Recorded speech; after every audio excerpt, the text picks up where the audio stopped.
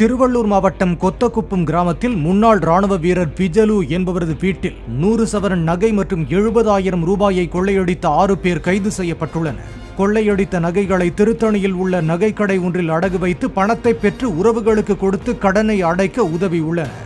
மீதமிருந்த பணத்தை சொகுசாக செலவழித்தவர்கள் இப்போது சிறையில் அடைக்கப்பட்டுள்ளனர்.